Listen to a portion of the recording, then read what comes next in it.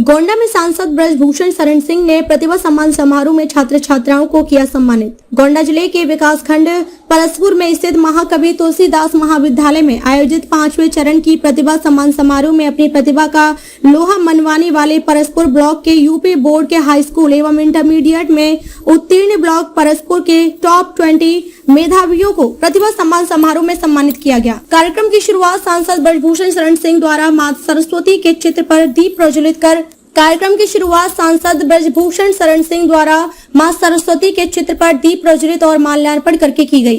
तत्पश्चात बच्चों द्वारा प्रस्तुत रंगारंग देशभक्ति, पर्यावरण एवं कृषक विषयों पर आधारित सांस्कृतिक कार्यक्रमों के साथ भव्य शुभारंभ कर समारोह का आगाज किया गया। बीजेपी सांसद ब्रजभूषण शरण सिंह ने राहुल गांधी और प्रियंका गांधी के यूपी से चुनाव लड़ने पर निशाना साधते हुए बड़ा बयान दिया। कहा कि देखिए, अभी उत्तर प्रदेश में मुझे नहीं दिखाई पड़ रहा है कि किसी भी सीट से चुनाव लड़कर सफल हो सकते हैं। चुनाव लड़ने को तो कोई व्यक्ति कहीं से भी लड़ सकता है, लेकिन मुझे अभी नहीं दिखाई पड़ता है कि गांधी परिवार उत्तर प्रदेश की किसी भी सीट से चुनाव जीत सकता है। वहीं अरविंद केजरीवाल पर निशाना साधते हुए अरविंद केजरीवाल को नगर पालिका का मुख्यमंत्री बताया। कहा कि आप नगर पालिका का मुख्यमंत्री जो है, जो अपने आप को पूर्णकालिक मुख्यमंत्री समझता है, तो उसको कौन झुका पाएगा। जब वह मानने को तैयार नहीं है, दिल्ली को एक विशेष दर्जा प्राप्त है, वह विशेष दर्जे का मुख्यमंत्री है, न कि पूर्णकालिक मुख्यमंत्री है, तो उसको कौन झुका सकता है। उसको कोई नहीं झुका सकता है। समझदार आदमी को जैसे कहा गया है, कोई सो रहा है तो उसको जगाया जा सकता है, क्योंकि वह सो रहा है।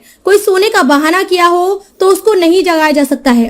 अरविंद केजरीवाल को कोई नहीं झुका सकता है। वहीं इंडिया गठबंधन पर निशाना साधते हुए बीजेपी सांसद ने कहा कि मेरा जो मानना है कि इसमें नेता कौन होगा, ये मेरा सवाल नहीं है। मैं सांसद की हैसियत से नहीं पूछ रहा हूँ, एक आम नागरिक की हैसियत से पूछ रहा हूँ कि इसका नेता कौन होगा। फिर जो अलग अलग हर क्षेत्र की समस्या है, हर राज्य की समस्या है, कौन सा ऐसा व्यक्ति दिखाई पड़ता है जो एक झंडे और विचार के नीचे इनको झुका सके। मुझे तो ऐसा लगता है कि ये अभी समय आते आते टिकट बंटवारे तक ही यह जो समीकरण बना है, यह कह लीजिए इंडिया पार्टी जो नई बनी है, यह मुझे दिखाई पड़ रही है कि टूट जाएगी। इसमें से कई लोग हैं जिनके अपने मुद्दे हैं, तो इसको छोड़ेंगे, और अगर यह नहीं भी छोड़ते हैं तो बीजेपी बहुत मजबूत स्थिति में है। मोदी जी का नेतृत्व और गांव गरीब से लेकर मोदी एक अब ब्रांड बन चुके हैं। वहीं राहुल गांधी द्वारा संघ मंत्रालय चला रहा है। दिए गए बयान पर बीजेपी सांसद ने पलटवार करते हुए कहा कि राहुल गांधी को मालूम होना चाहिए मंत्रालय के अंदर कई स्वयंसेवक हैं। आज भारतीय जनता पार्टी के कई स्वयंसेवक हैं जो कार्यकर्ता रह चुके हैं, आज वही पार्टी के नेता हैं, और सबका संबंध, ज्यादातर लोगों का संबंध आरएसएस से रहा है। कोई प्रचारक के रूप में निकला है, कोई संघ सेवक के रूप में निकला है, तो यह बीजेपी पार्टी एक विचारधारा पर चलती है।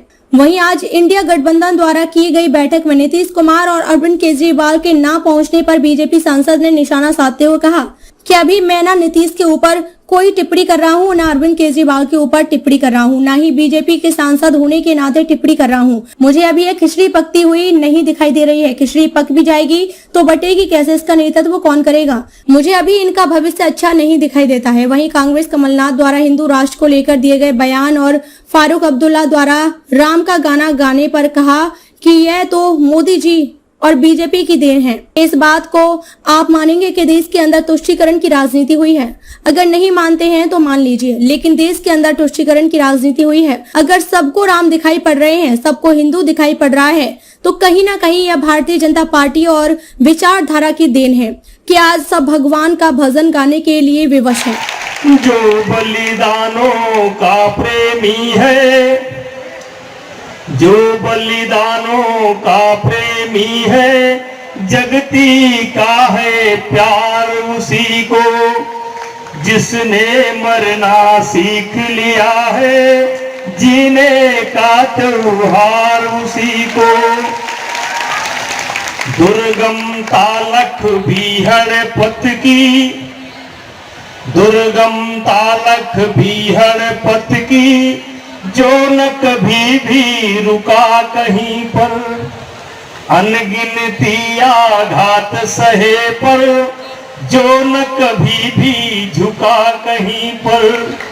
झुका रहा मस्तक है अपना, यह सारा संसार उसी को, जिसने मरना सीख लिया है, जीने का अधिकार उसी को।